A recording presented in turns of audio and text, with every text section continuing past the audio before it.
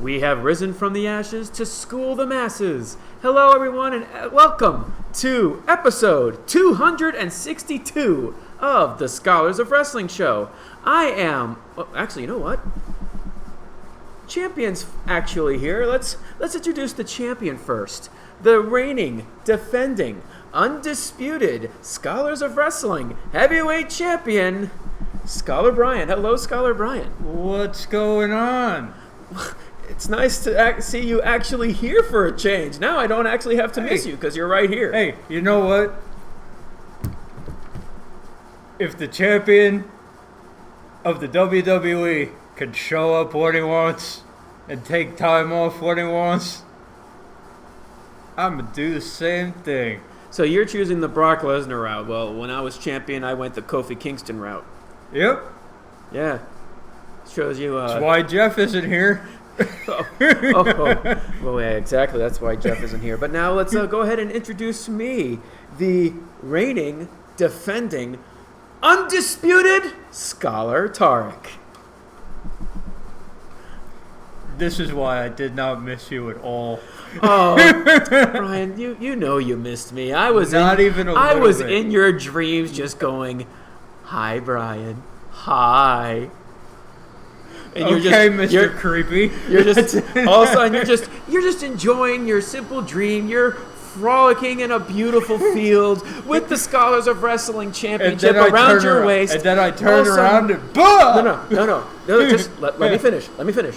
You're frolicking in a beautiful field. There's rainbows. There's many different cute animals all around. Next thing you know, you're hearing the sha-la-la-la-la-la-la music going around with the Scholars of Wrestling Championship around your waist. But then all of a sudden, the music stops.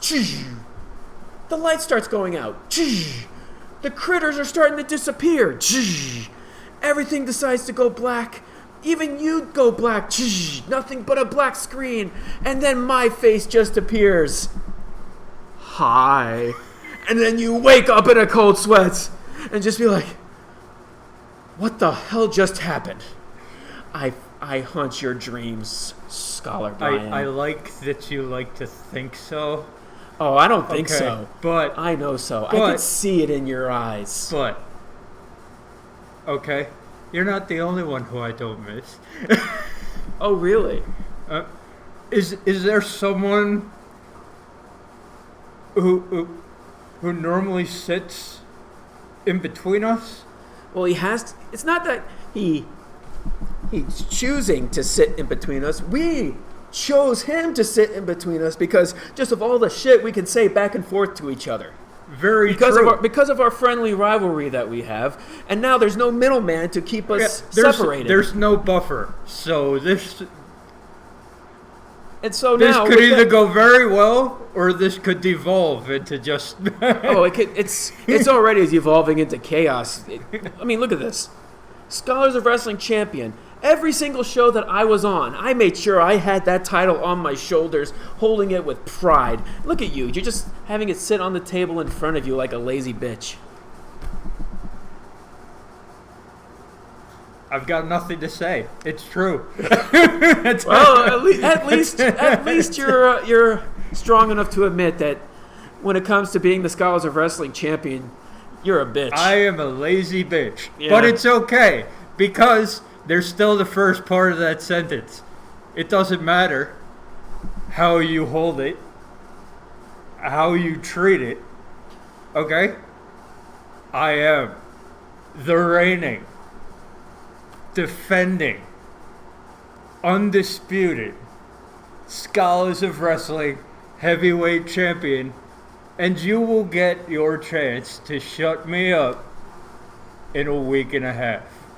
Can you rise to the occasion? We know you have in the past, okay, but will you be able to do it once again? I will be able to take that championship away from you for the second time. Will you? And wait. I'll even continue this more.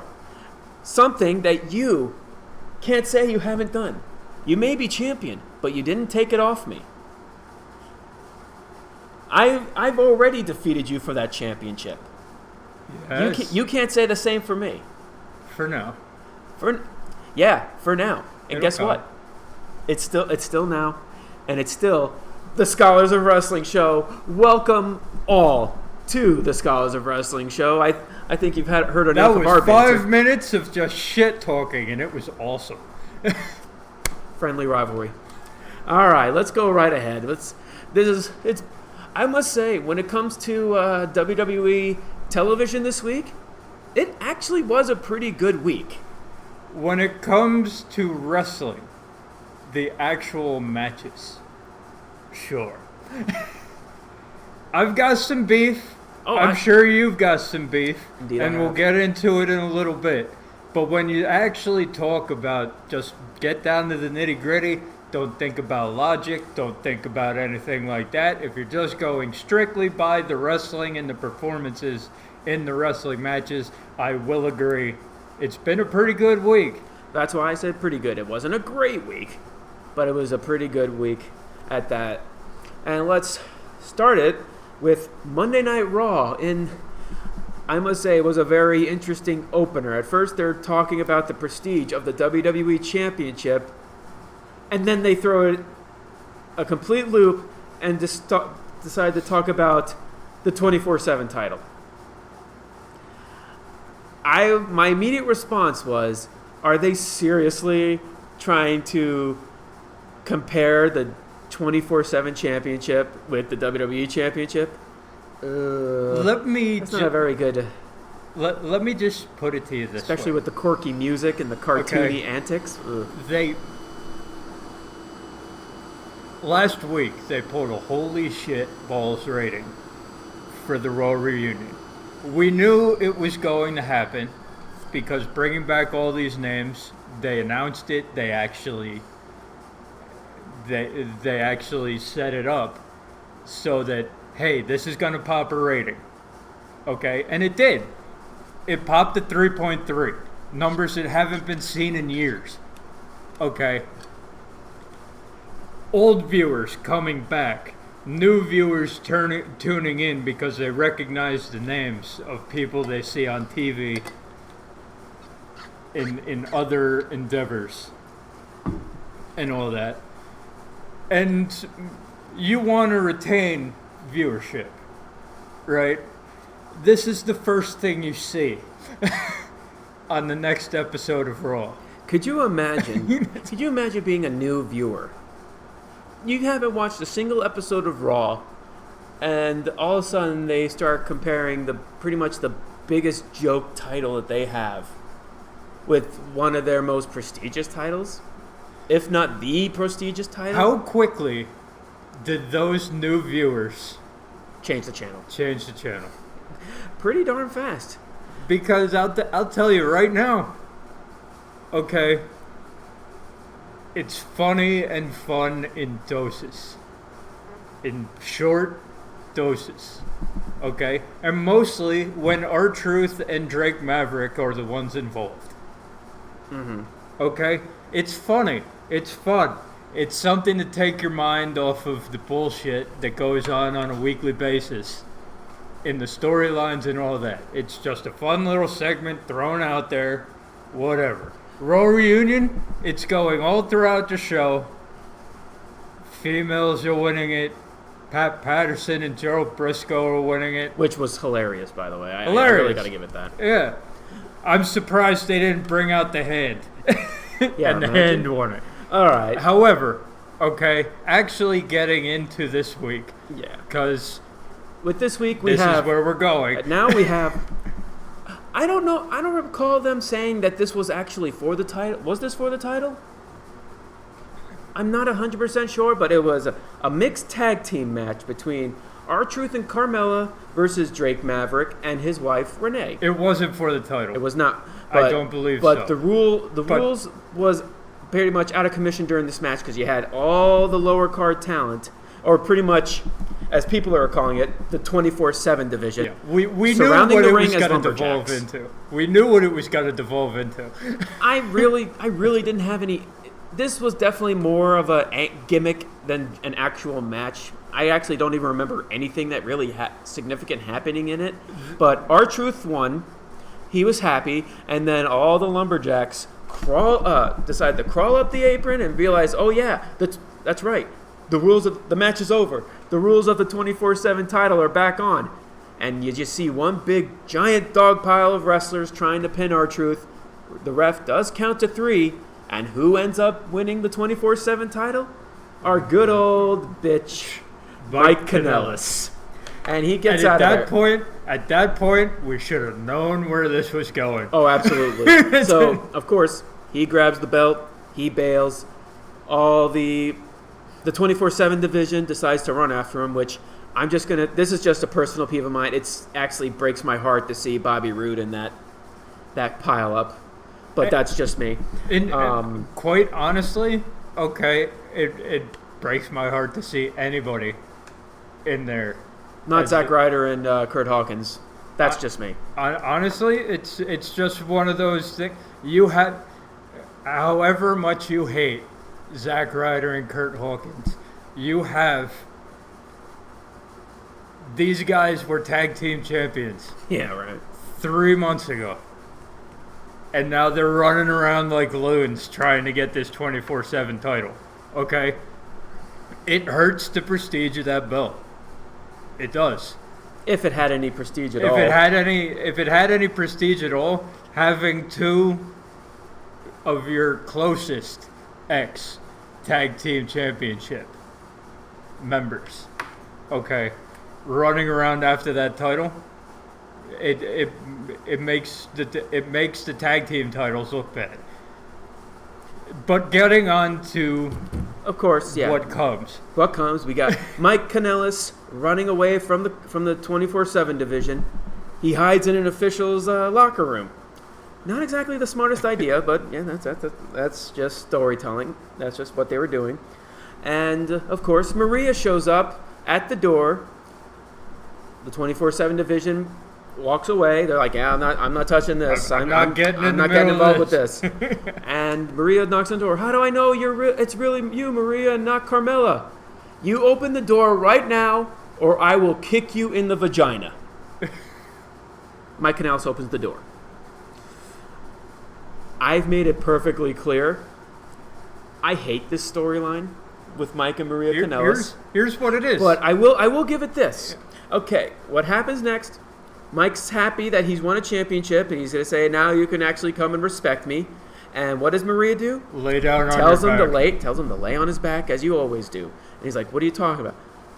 She calls a referee and saying, I'm going to win the 24/7 championship, so my unborn child can actually have a champion as a parent. Again, talking completely down to Mike Kanellis, and he lays down. She pins him, and now she is the self-proclaimed first ever pregnant champion, the 24/7 champion, Maria Kanellis. And it's actually kind of funny because I'm like, first ever pregnant champion. Okay, I know it's probably just going on the fact that she really is pregnant. But for storyline purposes, wasn't Mae Young pregnant with the hand when she won the Hardcore Championship?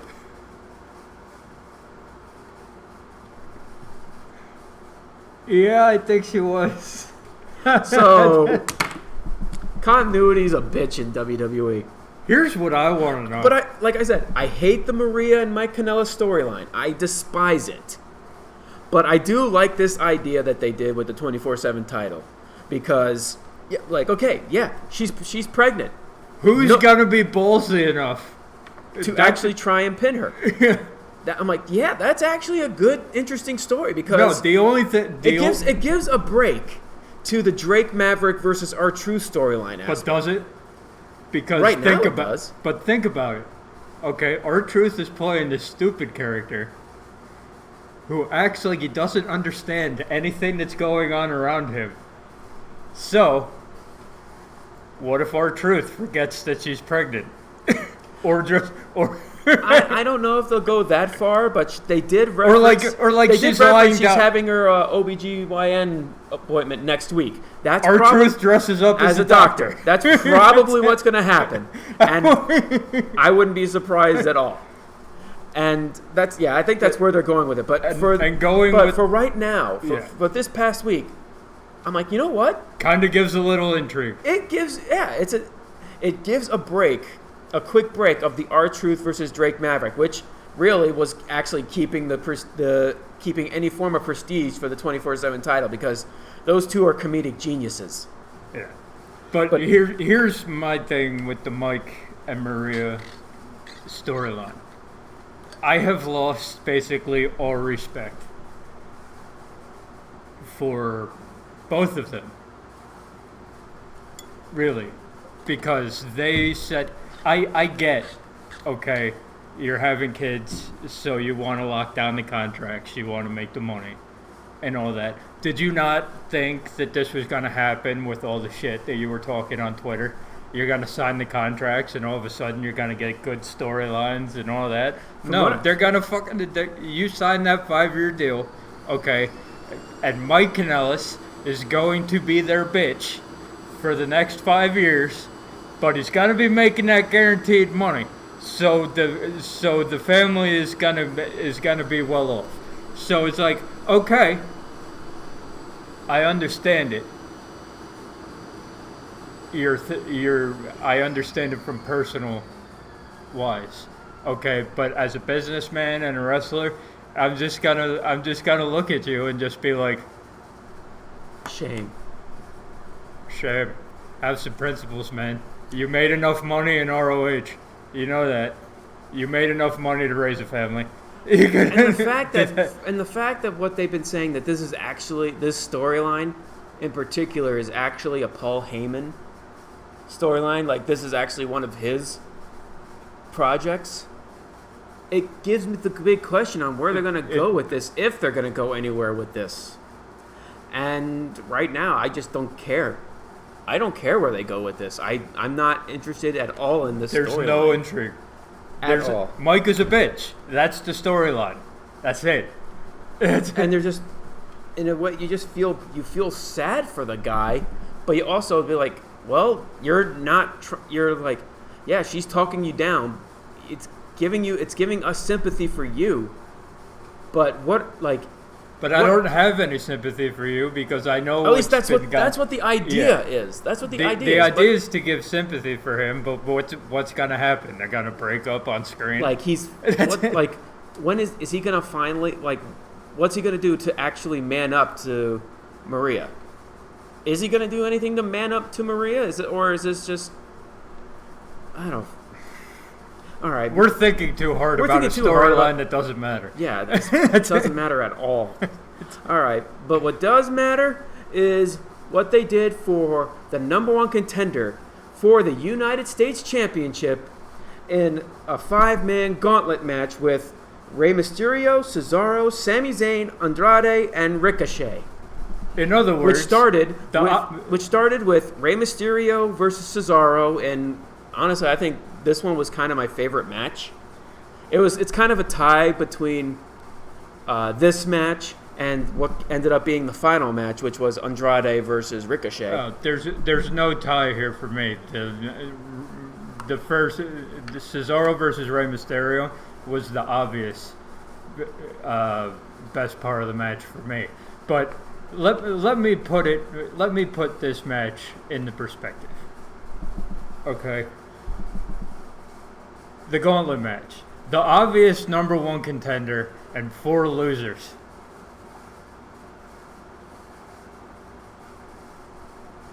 I know you love Cesaro. More than you know. I know you do. Okay. But let's look at the last month.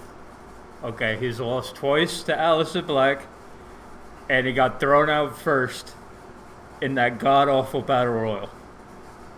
Okay. For what reason does he deserve a shot at the number one contendership for the United States title? Andrade got pinned by Apollo Crews in 3 minutes about a week ago. Okay? Rey Mysterio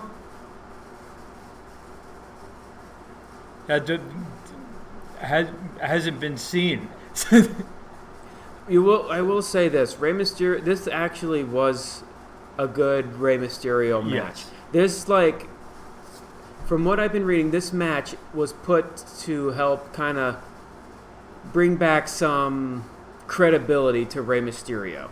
And Sami Zayn. Oh, wait. Need I say more?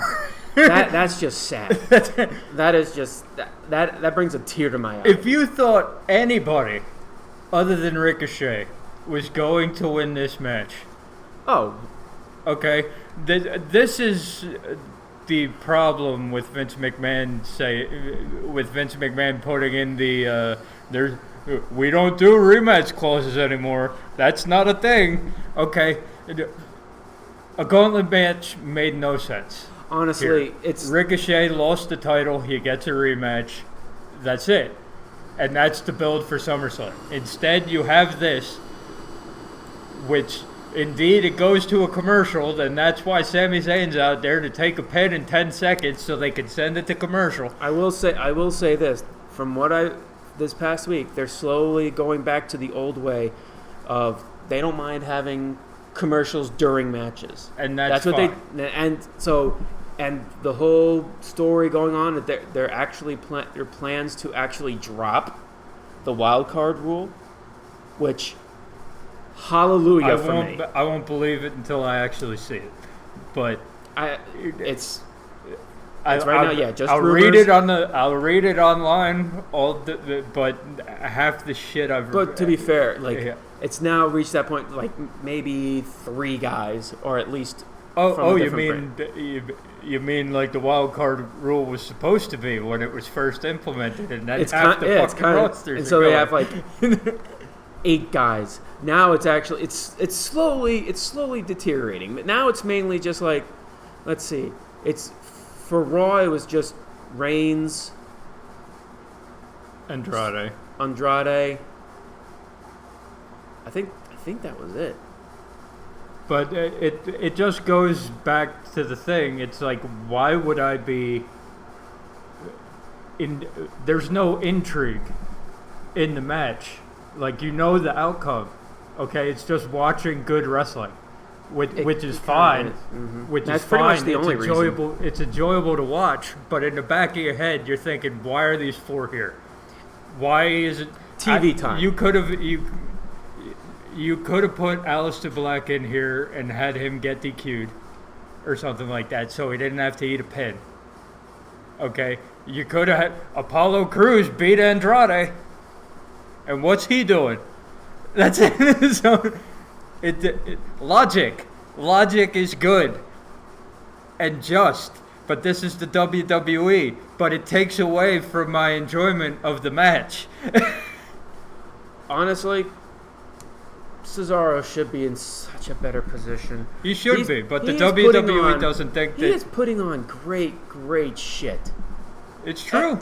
He's one of those guys that just works amazingly with everyone. And Vince McMahon doesn't like him. That's the problem. That is a problem. And so, as good as he is in the ring, he is literally my favorite wrestler right now. Yep. And he's just being booked to shit. It's even more heartbreaking because you're seeing him put on great stuff, and it's waking up the crowd. The crowd are getting behind him, and then like in that battle royal, he's the first one eliminated. They're just like, oh, he's picking up momentum, thrown out. Oh, yeah, exactly. And it's one of those things where, I'm sorry, he puts on great stuff. But the more he loses, the more he loses credibility, and that's a problem. And it's not just Cesaro, Andrade. It's, you know what? Once we actually get to the ending of Raw, at least, I'll go on my little rant about what we're just talking about right now, because really, it's more than just from this match. Oh yeah. This is just the most glaring. It's just another example on you have these guys get TV time. You know Ricochet is gonna win because it's just they throw away the automatic rematch, but in a way they're still getting automatic rematches. Yeah, it's like now you got to earn it, but at least earn it with like credible people who have won in the last month. That's what if, I'm saying.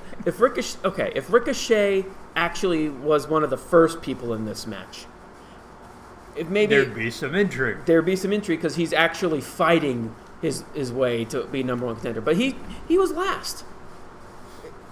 And when it comes to the mid card, like the United States title picture, it's a mess. Yes. But that's just the tip of the iceberg. Just the mid card in general, because the Intercontinental title ain't doing so hot right now either. It's starting. It's actually starting. I can't even say that. I am. I don't care if you can't say it. I am. Okay. I don't give a shit about your thoughts. Neither do I, so that's fine. Oh, it's nice that you don't give a shit about your thoughts either. All right, moving on. And now we actually got that was the first hour of Raw. And I've even made this clear on Twitter. I thought the first hour of Raw was terrible. Just because of my personal, someone asked me, you didn't like the Gauntlet match? And I said, okay, it was good wrestling. But when you have I'm tired of Cesaro being the jobber to the stars. Sami Zayn is just sad. The second half I did enjoy, but it was because of the pain of what I experienced on the first half actually took it away from me. So yeah, I didn't like the first hour of Raw. Yeah. Going into the second hour, you had a moment of bliss, but we don't really want to talk about that. What we do want to talk about is what happened after it, and that was the Tag Team Championship Triple Threat match. Honestly, this match was awesome. I did enjoy the match. Yes. I didn't enjoy that the Usos... I understand that it's storyline purposes, but I don't like that the Usos get title shots every time they get arrested. Hey, at least unlike last time, they actually did not win it. Yeah, that's a plus. But who did win it was the OC Club. Gallows and Anderson, the OC Club. You weren't here last week. That's what I'm calling them. So here's my thing. Before you go. Okay. I was happy about this.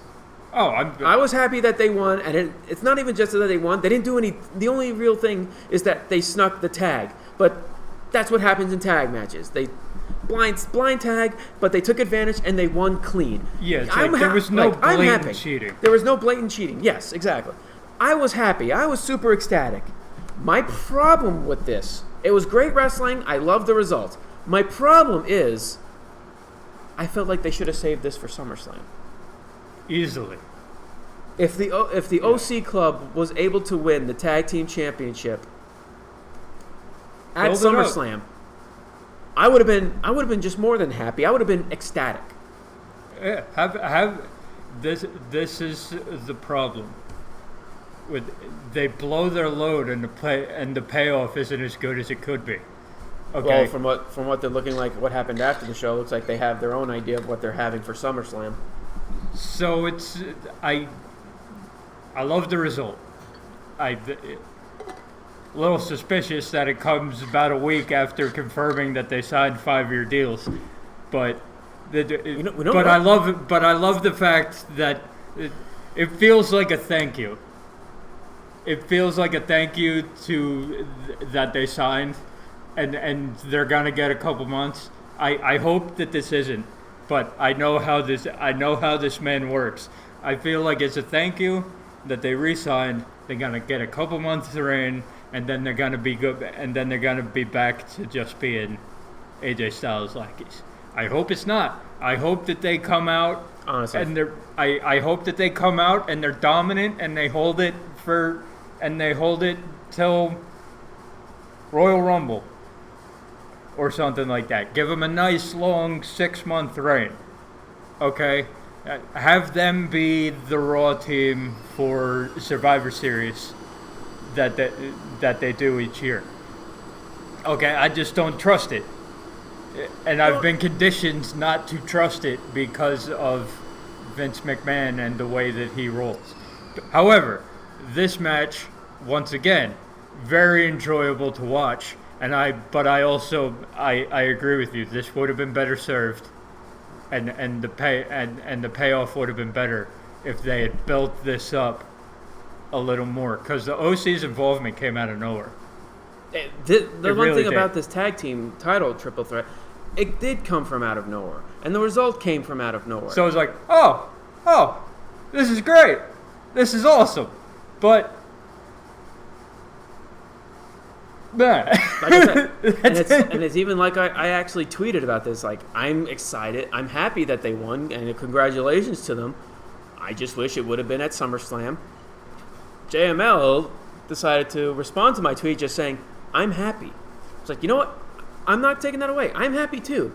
I just wish I could have been more ecstatic, which would have been paid off at SummerSlam. But happy and ecstatic. Ecstatic is better than happy. Yeah, but from what they're building, from what happened at the end of the show, we're probably going to have our specific match for the Raw Tag Team titles cemented. But before we get there, let's talk about what happened. Let's talk about what happened before the ending of Raw, which was the big Seth Rollins versus Dolph Ziggler. Dolph was trying to get retribution for what Dolph Ziggler did to Shawn Michaels on SmackDown last week. Seth. What did I say? Dolph is trying to get retribution. Seth is trying to get. Thank you. Seth is trying to get retribution for what Dolph did to Shawn Michaels last week, which continuity.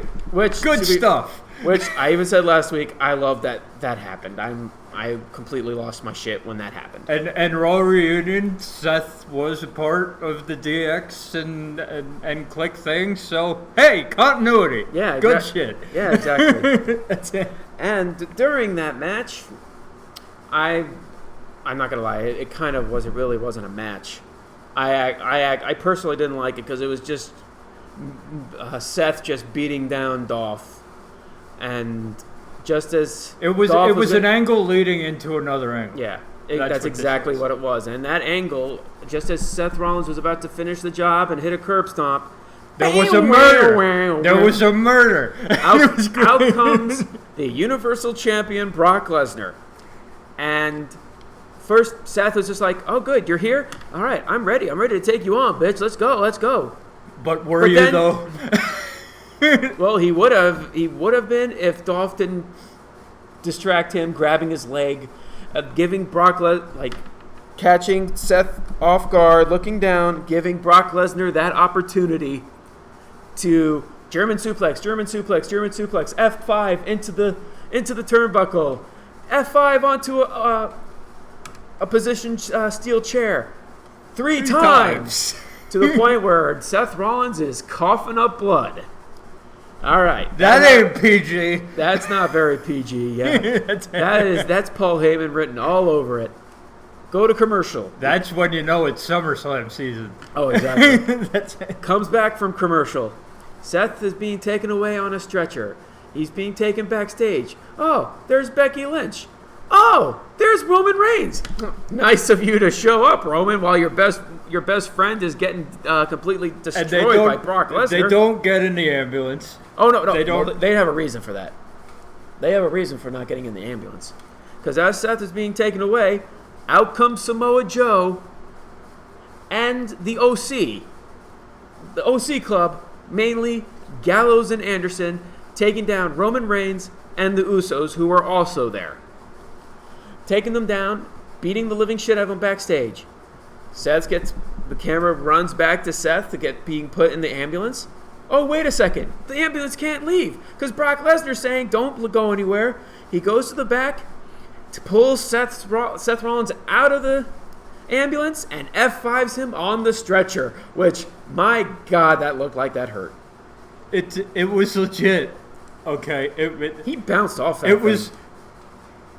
This was awesome. This was awesome in every way. But it brought me back to Braun Strowman and Roman Reigns last year.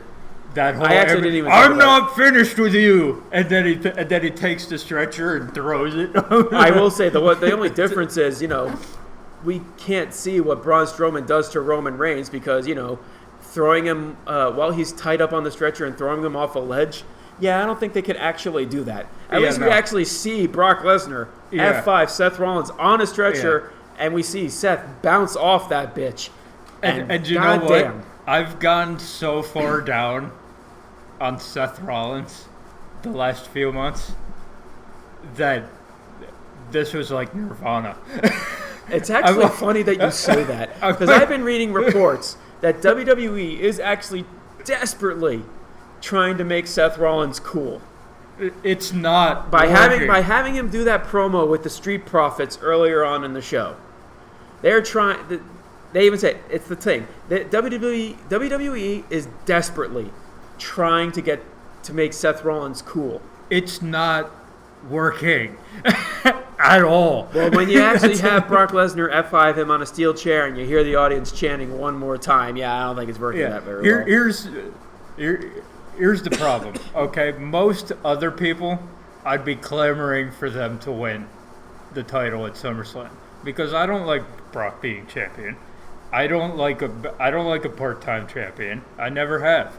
However, Seth Rollins has fallen so far down in my estimation over the last few months.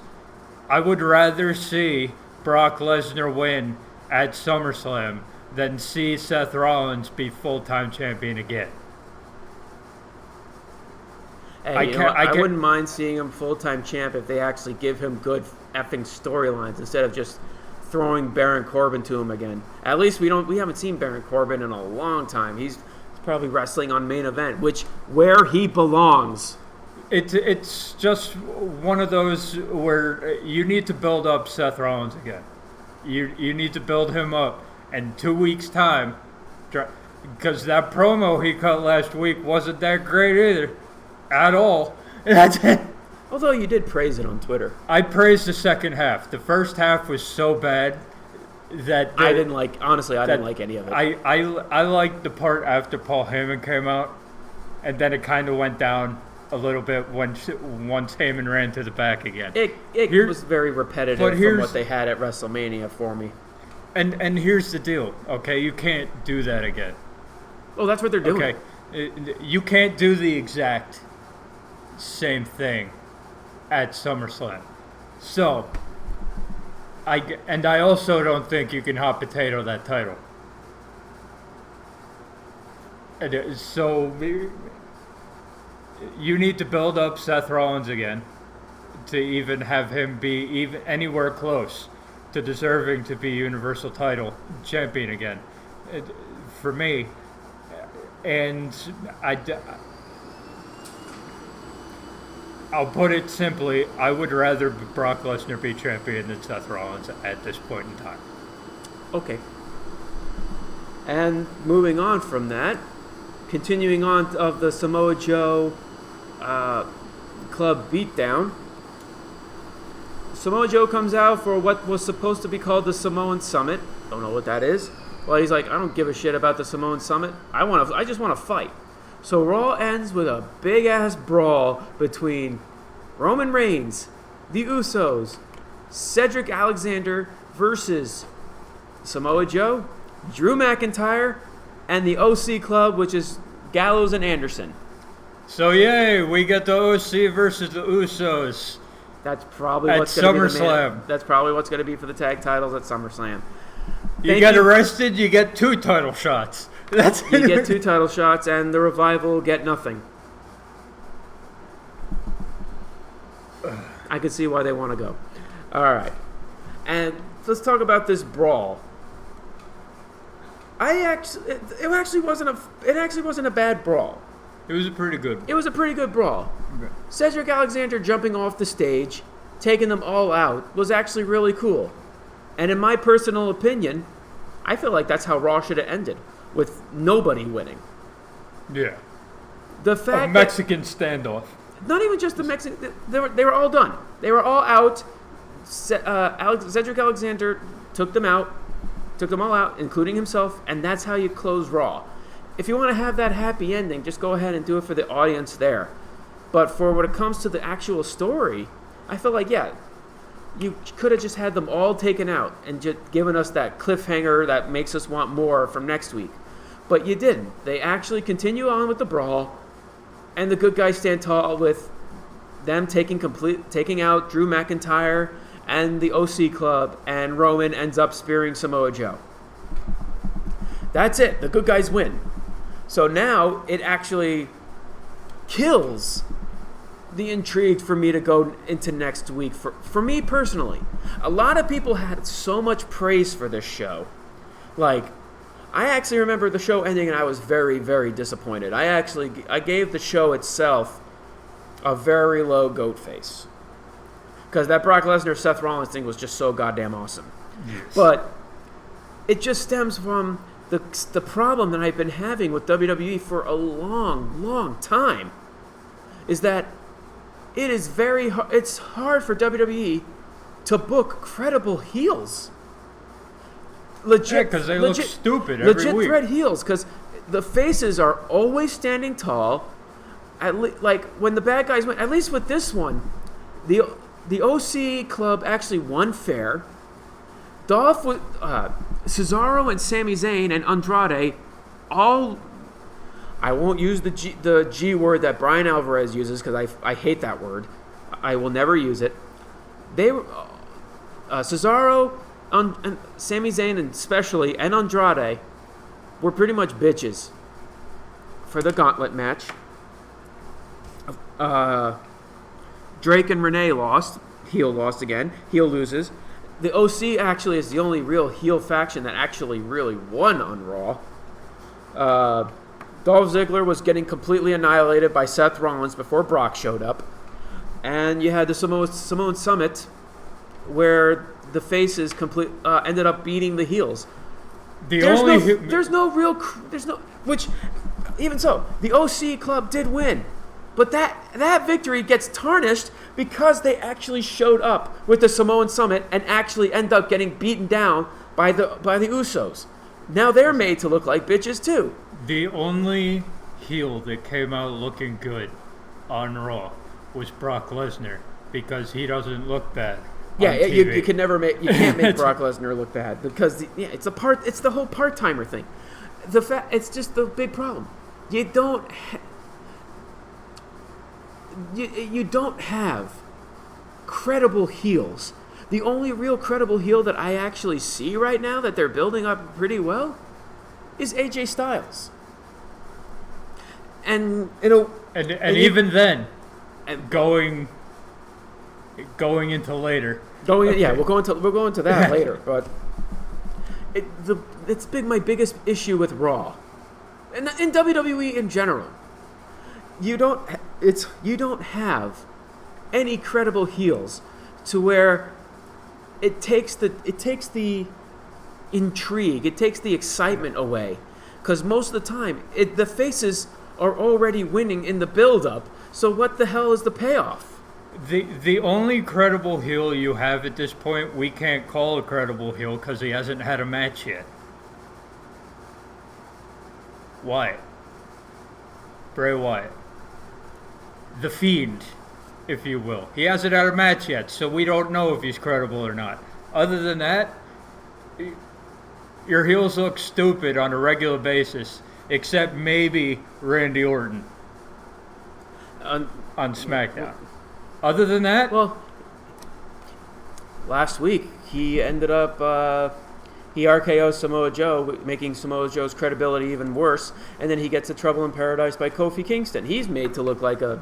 Except I don't think that made him look dumb, because Samoa Joe was gonna try to beat the crap out of him. So yeah, take him out, and in the process, Kofi took advantage. I don't think that's making you look dumb. I think that's different than what's going on over here, where the heels just keep losing and getting got, and they lose the brawls and all that. That was a distraction from a heel on a heel. So I don't take that away from Randy Orton as much as anything else would. And since we're going into that, let's go right into SmackDown Live, and it opened with Shane McMahon saying he's not going to be at SmackDown. Huzzah! Yeah. And so you get Kevin Owens pretty much seconding what Shane McMahon said, but continuing on and saying that he's going to win it. He's going to win at SummerSlam. He's not going to end up quitting, and he's going to make sure Shane McMahon is off WWE TV. Cool. Okay, I literally just summarized it, but Actually, you have to listen to what he says. He's a great promo. What he said was actually really awesome. And it led to Drew coming out. And we have a singles match between Drew and Kevin Owens, which, yes, Drew McIntyre ended up losing. But the only real thing I can really give it to him in is he lost because he was more of an ego thing. He was kind of more pushing his ego. It wasn't just... He wanted to put Kevin Owens through that table. He wasn't really focusing on the match. He was on his emotions. But he was fighting on emotion, and that usually causes your weakness. And he wanted to make sure KO doesn't make it to SummerSlam, and it turned against him with 2 stunners. Here's my problem. Okay, I get you're building up Kevin Owens for this huge thing. Drew McIntyre is part of the story. Drew McIntyre is the new Bray Wyatt. Remember the problem that we had with Bray Wyatt? That he would cut these great promos, do awesome beatdowns, and then when the match would come, he'd lose, always. That's Samoa Joe more than Drew McIntyre. That's Samoa Joe, and Drew McIntyre is right below him. You know what? No, I'll go even one step further. Those are the heels. In general. Those are heels in general in WWE. But the 2 glaring ones that stand out. I don't even count Sami Zayn anymore. He hasn't won since Nam. But he wasn't even winning before he took time off. Before he got hurt. He was losing then too. So it's like... Since Nam, though? Really? I don't know when the last time he won on TV was. I actually have to look that up. That's actually a really good question, but I seriously doubt it's Nam. It's at least 1.5 years, 2 years. Come on. In wrestling terms, that's... Why are you still here? That's in wrestling terms. However, okay, Samoa Joe and Drew McIntyre are the 2 glaring examples of heels that shouldn't have to work hard to be credible heels. They come out, they beat the shit out of whoever they're facing, they win the matches, and move on. Instead, you have them talk a good game, the best game in the company, in Samoa Joe's case, I believe, and then they lose every time. That's it. So why do I care anymore when they come out? That is WWE's problem. It's like, oh, Kevin Owens wins clean over Drew McIntyre. Great match. Good stuff. In fact, I can honestly say, enjoyability-wise for me, I had no problems with this other than the fact that, hey, Drew McIntyre is a loser. Other than that, okay, I enjoyed this match the most out of anything this week, for me, personally. And it makes Kevin Owens look like a beast, which is what it was designed to do, and that's fine.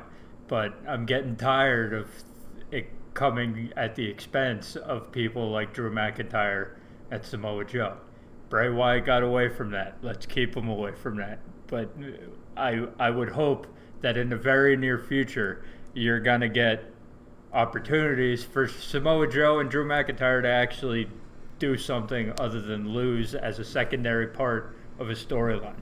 Because in Samoa Joe and Roman Reigns' case, okay, I don't even think they're having a match at SummerSlam because of what happened. Who? Samoa Joe and Roman Reigns. Oh, yeah. Well, the whole storyline is for this Smackdown was Roman Reigns was going to announce his opponent. That was one of the big storylines built up to that. But we'll cross that bridge. Fuck Samoa Joe, right? Yeah, pretty much. That's it. But we'll cross that bridge when we come to it. Moving on, one of the other big storylines that really came out of SmackDown, actually, when I really wrote down these notes, I was even saying to Brian, I'm like, what else happened on SmackDown. I literally just watched SmackDown. What happened? I guess that's a sign of things to come. We got speaking of like Bray Wyatt, we got a Firefly Funhouse segment with Rambling Rabbit, which was actually really fun. Saying how much of a huge fan he is of Finn Balor, but the Fiend is not a fan. And I think he wants to say what's really going on at the Funhouse, but Bray Wyatt shows up, Rambling Rabbit runs off. Bray Wyatt does not look as happy as he did last week. He just looks at the camera and goes, "Let me in. Let me in." And that continues on with Finn Balor deciding he also wants to fight Dolph Ziggler in honor of Shawn Michaels. And I will say this about the promo that Dolph Ziggler cut. Okay, it was actually a very good promo. It was very good. It's like Ziggler's coming back, and as long as he's away from "it should have been me." I love what they're doing with the fact that people are actually in storyline call that on the fact that he's a Shawn Michaels wannabe. Exactly. And the fact that they're actually really now cementing on that, even calling his finishing move, it's no longer just the super kick. They're actually calling it the Sweet Chin Music. Yeah, I love it. As soon as they got away from that 3 months of "it should have been me," Dolph Ziggler's back. Like, really. That's it. Like, and I hope they keep going with it, even though, once again, he's kind of being booked like shit, which is just another heel. It's not even just Dolph, it's the heels in general. As Finn was about picking up momentum, the Fiend shows up, but he doesn't attack. He's just on the ramp. Just kind of chilling. He's just like, hey guys, I'm here. I'm going to scare the shit out of Finn. And that'll be my night. And then lights come back on. Finn turns into a sweet chin and loses the match. We got, let's see, pretty much just more builds for SummerSlam. We got 2 new SummerSlam matches that came out of this, with Charlotte challenging Trish Stratus at the Jerry the King Lawler's King's Court segment. Not really much to add there. I just want to bring this up. Okay. Charlotte went a little bit too long on the Mother's thing. When she was going in, I guess she was like Trish quit retired from the WWE because she was going to become a mother and that kind of deal. It's like, no, she retired from the WWE because she had nothing left to do. So, and then Trish, I think, actually made Charlotte look bad on the microphone here because she kept it simple. She listed a bunch of names from the Attitude Era, and we're like, you wouldn't be here. There wouldn't be a trail for you to blaze. You would not be here without me. So, to be the woman, you gotta beat the woman. You know a little bit about that, don't you? I accept. I was like, see? Short, simple, didn't talk anything about being the mother and all that. And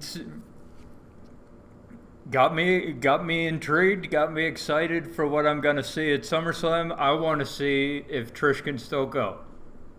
You know they're going to train hard for this. In a singles match. She's been in a tag team match. She's been in the Rumble. I want to see if she can go. Honestly, they're probably going to pull a Goldberg match for this one. I don't think so. This match won't go longer than 7 minutes. I think that this will get some time. I don't think so.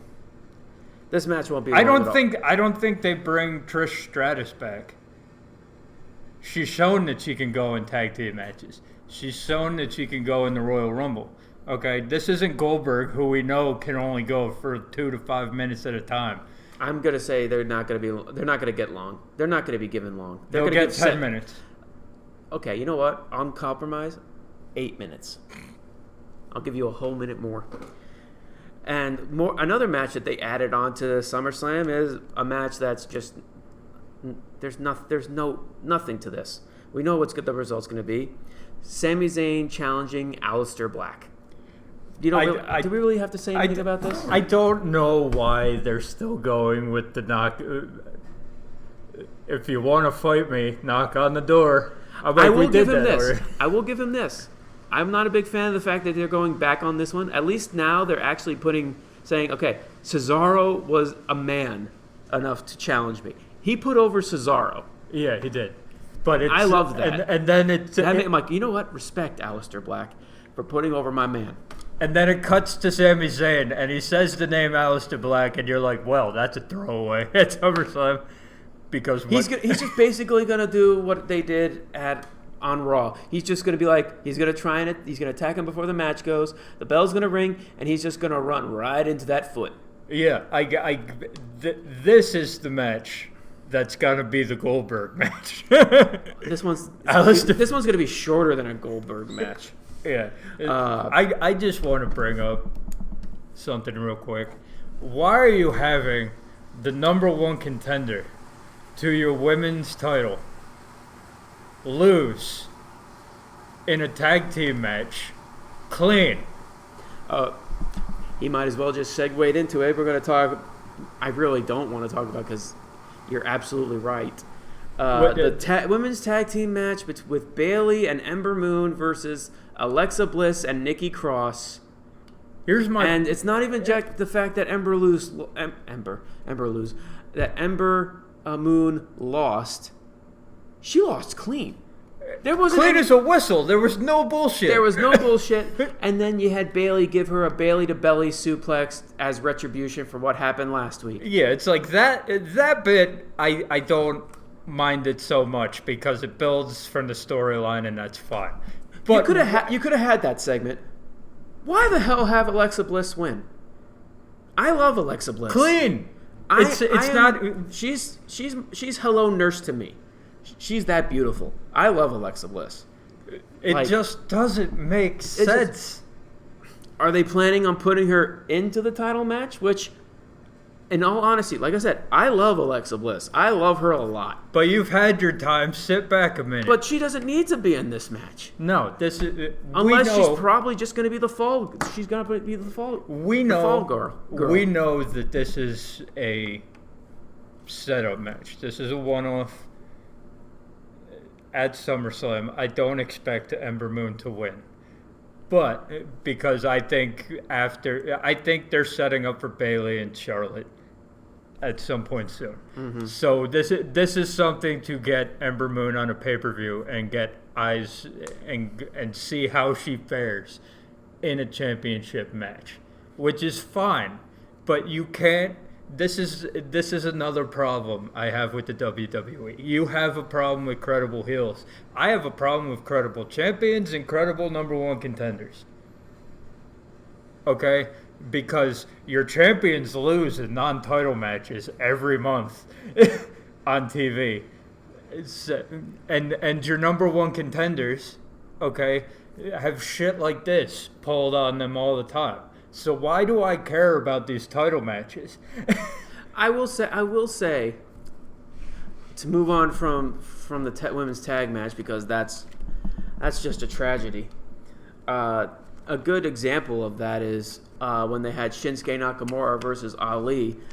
It's a rematch from Smackville. Ali lost clean as a whistle. They bring 50-50 booking. They bring it back. You did watch Smackville, right? Yeah. Oh, it was a good show. It was good. It was a great show, actually. I remember, even though it was just an hour. I don't know why you randomly bring out Ali while he's still doing. He's planning on going for the championship, but that's fine. But don't blow it at your Smackville house show that you're putting on the network when you know it's going to be on SummerSlam. And it's even funny because it was actually the Smackville. It was really good. It was really good. And yeah, it's 50-50 booking at the cost of Nakamura because since he's come back to TV, he hasn't lost a match. He's won the two matches against Finn Balor. He's won against Apollo Crews in another great match. He beat Ali on Smackville. That's, that's 4 matches. And then you have him do the 50-50 booking bullshit that... And It's what's even worse about lazy that, booking. he was in control, and it was just the stupid shock roll-up pin that they've been doing a lot recently. That's what Samoa Joe's known for recently. Yeah, it's the WWE's problem with champions and contenders is the booking. Because, first of all, Smackville was a problem. Yeah, the match was great, but if you're going to put it on SummerSlam and have this be how he gets the number one contendership, okay, then that match on Smackville shouldn't have taken place. Shinsuke, with Finn Balor being out because of his illness, they should have just scrapped Shinsuke's match. That's what they should have done. Now it's like, oh, Shinsuke beat Ali clean. Great match, Smackville. Okay, why is he getting another shot Smackdown 2 days later, beating him in 2 minutes? Okay, and now he's going to go on to SummerSlam, where they're probably going to do the same thing they did at Smackville. Have a great 12-minute match, only for Shinsuke to win. They're going to replay it. Mm-hmm. So what? Why? What? It's lazy booking because it's the only way that the WWE has to choose their new number one contenders. Mm-hmm. Okay, if it's a rematch, if it's Ricochet lost the title. Honestly, I feel like this should have had the Intercontinental Championship should have had a gauntlet match, more than the United States Championship, because really there was no Styles and Ricochet are still having a feud. Yeah. So it actually just worked in the storyline aspects. Yeah, it's been been that way with the tag team titles. It's been that way with the United States title. It's been that way. It hasn't been that way with the United States title. What am I talking about? It's been that way with the Intercontinental title.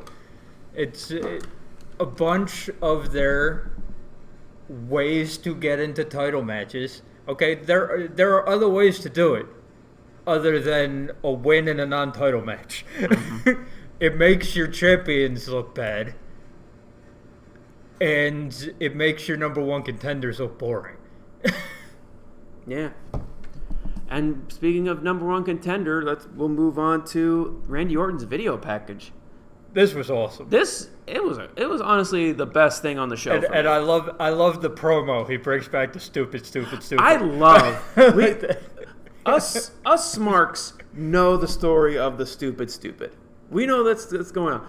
I love the fact that they're actually now bringing that into storyline. Yeah, it was stupid. And it's like you challenging me of you is stupid. I will say this right now. Like I said, I've said this before. I love Kofi Kingston. I love what they're doing with him. I'm growing very tired of his title reign. Yeah. I'm honestly done with his title reign. I think it's time for. I can't believe I'm saying this in 2019. I want Randy Orton to win the WWE Championship. Yes. Same. Just from these packages.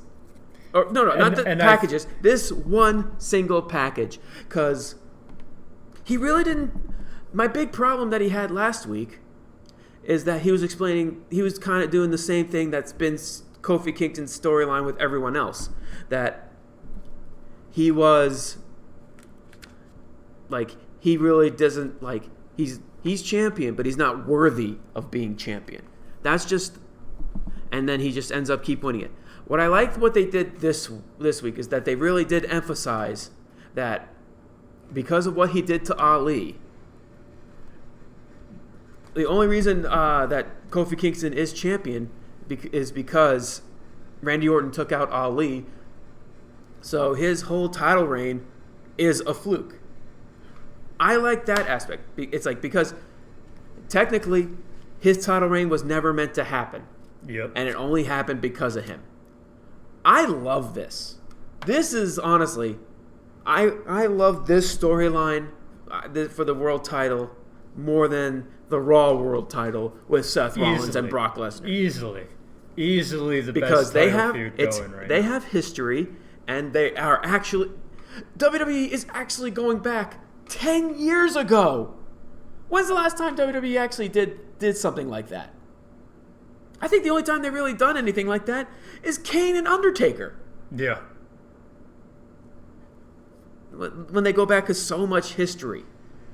And the fact that they put in a real life aspect of Randy Orton calling him stupid and putting Kofi Kingston's big push on hold and making that a part of the story is just great. I honestly have no complaints about this feud right now. Yeah, I love it. I think that this and The Fiend are the best things going right now. I agree. In the WWE easily. I love the promo last week.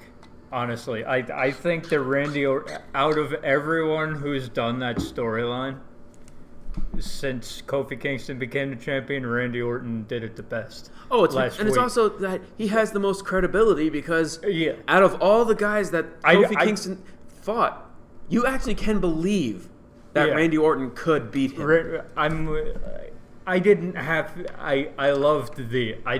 to use a Jamaican accent. I didn't have to throw pancakes and shake my ass. I just had to be Randy Orton. No, it's not even more. It's more than just that. It's like I had to show up and be Randy Orton. I had to show up and be Randy Orton. The only reason you're here with this right now is because I took out Ali before the Elimination Chamber.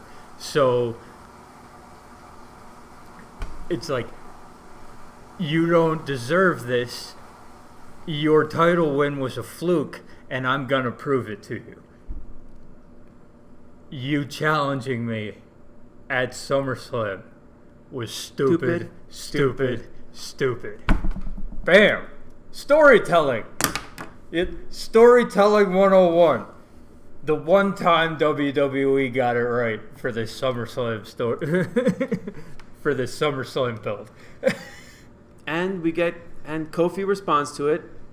Typical Kofi promo. I honestly don't even remember what he said. Yes, same. Just think of the Kofi promos for the last 5 months. It's a play off of that. Sure. And it just leads to Kofi versus AJ Styles, with the New Day in Kofi's corner and the OC Club in AJ's corner. Two guys who probably shouldn't be taking losses right now, going one-on-one, so one of them would have to. Honestly, I was expecting this to be I thought this match was actually supposed to be, I thought it was going to end with both teams brawling and ending in basically a no contest. But it would basically be the same argument that I have at the ending of Raw, where, of course, it's going to be Kofi standing tall and the New Day standing tall. Exactly. So either way, they booked themselves into a corner here. Yeah.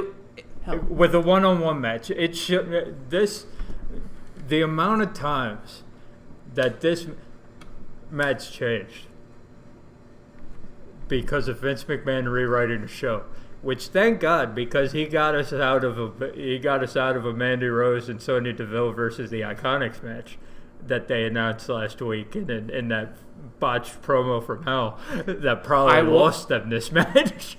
But although, to be fair, I do kind of want to see Sonya Deville with a title.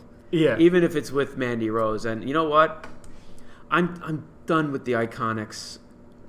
They're saying, oh, they're the longest reigning champion, but they don't ever show up, so that's why you're the longest reigning champion, because your title reign means jack shit.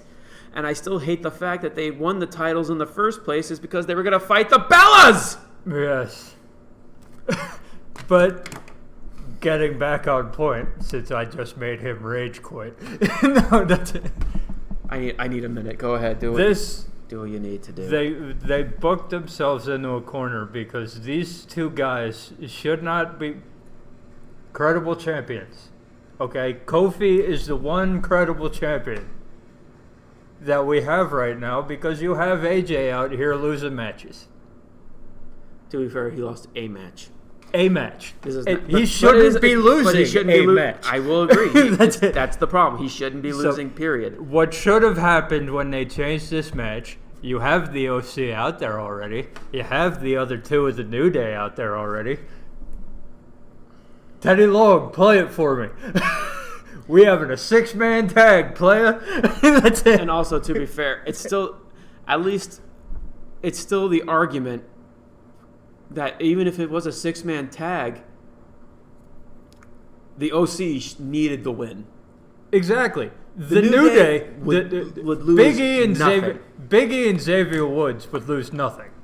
Okay? Xavier Woods could take a pin and whatever. Exactly. So it's like, but you booked yourself into a corner here because one of your 2 top guys on your roster right now was going to have to take a loss. Credible champions, bad booking, the WWE way. So it's Kofi and AJ. The match is great. Yeah, you know the match is going to be great. And the match. I will say this: this was even through all his title matches that he's had since WrestleMania. At least with this one win, it's actually been his most credible win. Yes.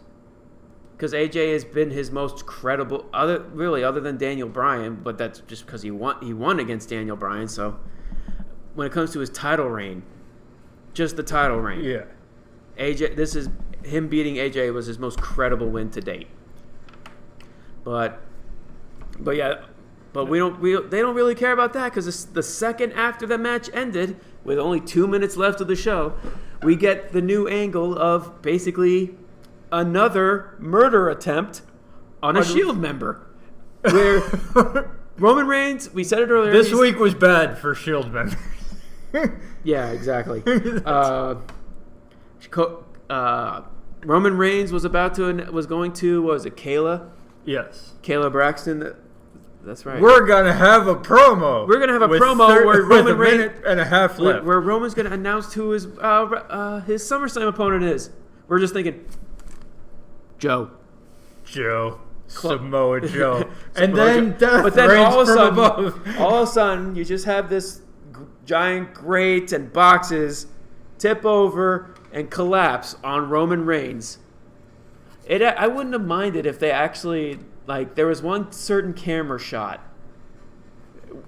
that was like on the metal piece itself, yeah. Mm-hmm. that took it away. That took it all away from me. That it was just this was just corny. And of course, people are talking about that instead of this being like, okay, Roman, he got up, he was perfectly fine, but you can tell that he was shaken up about it. Yeah.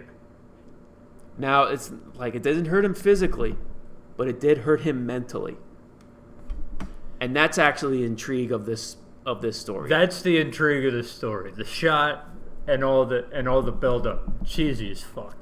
But oh yeah, it was. But the intrigue is who done it, and I don't want it to be who people have said it is, because if it is Buddy Murphy, why would you bring him? Why would you give him this shot just to be eaten by Roman Reigns? You know that's what would happen. They're not gonna give him the Kevin Owens treatment. It's not gonna happen.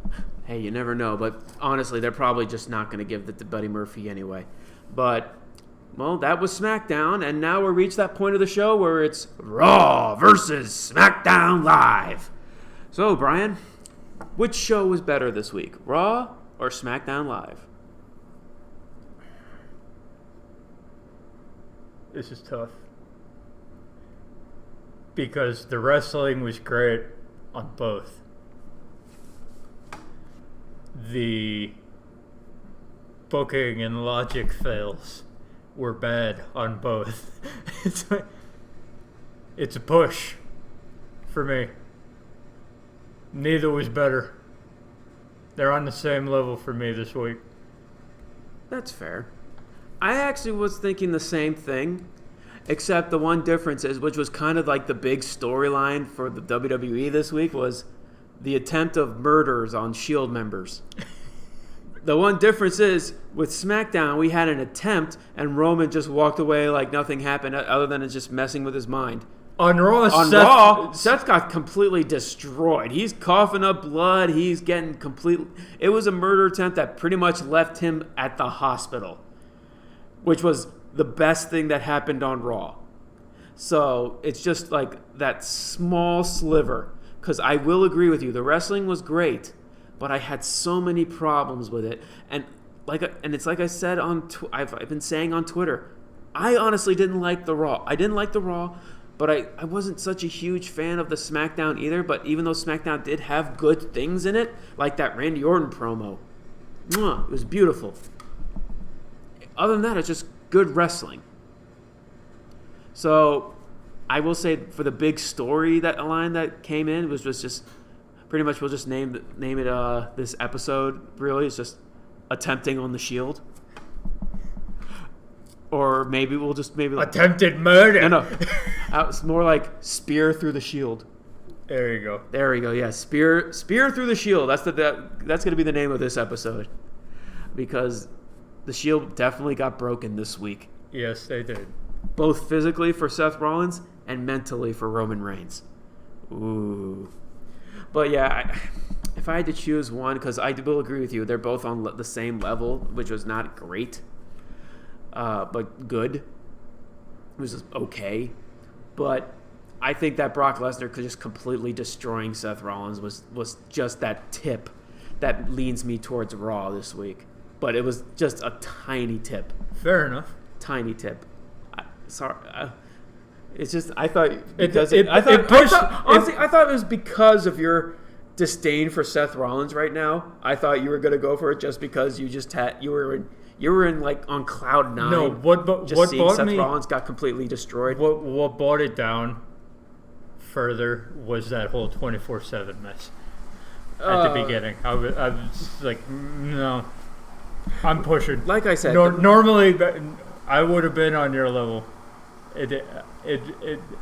Seth Rollins got destroyed. It's going to Raw, but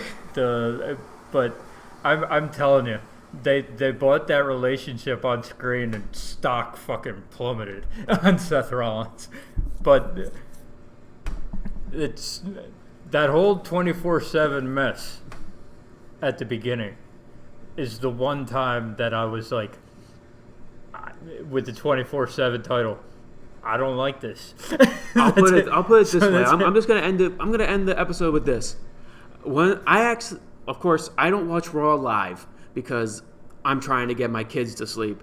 That's my main focus. So at least the advantage of it is I can just fast forward through all the crap that I didn't want to go through. The thing was, I watched that 24/7 opening package, and then I watched the match, and then I saw that whole thing with Mike and Maria. As soon as that happened, I wanted to turn it off. So when I saw that everyone was giving the show so much praise, I was baffled. And then I heard Brian Alvarez and Dave Meltzer's show, and they pretty much were tearing it apart as well. But they always tear apart the show. But in this case, I am like I guess I'm on their side with this. I'm in like I guess we're both really in the middle crowd. It was good, but it had some glaring issues. It has glaring issues that it's been problems with WWE for me personally for a long time. Yeah. And it just continues to make it even worse because it's hard for me to be invested when pretty much the outcome of the feud, well, at least what should be the outcome of the feud, is happening during the feud, in the midpoints. So it's hard to be invested in anything, storyline-wise. And that's what we think of this week in WWE. And now we want to know what you, the audience, thinks. What did you think of Raw? What did you think of SmackDown? Which show was the better show? What did you think of the 2 murder attempts on the 2 Shield members? Go ahead, like this video. Make sure you also subscribe to our channel. Leave a comment down below, which, who are we kidding? People don't comment on our videos. Who are we kidding? But still, if anything, leave a comment down below. Be sure, like this video, subscribe to our channel. I already said that. Be sure to find us on our Facebook page, The Scholars of Wrestling Show, and to be sure to find us on Twitter. You can find the page for the show itself at ScholarsOW. You can find Scholar Jeff at I'm Robbie Rage. And you can find me, the Undisputed Scholar, at the Avatar. And you can find the champion at... You can find me, the reigning, defending, undisputed Scholars of Wrestling heavyweight champion. At Atomic Beanpole. You still didn't beat me, so yay, good for you. Good for you. I did what I have to do, as any man would. Because you know who we are. We are the Scholars of Wrestling, and you have just been schooled. You're welcome. See you all next week for... Oh my God. Prediction show. Hey! Now you're going to see... Putting it on the line, baby. You're going to be putting it on the line. You're going to see if you actually are worthy enough to be champion, sir. You think so? I am worthy. Are you? I am. I'm a lot more worthy than the guy who's not here right now. And the guy who you won the belt from. Yes. The Rey Mysterio to... Keep talking the Rey your Mysterio shit.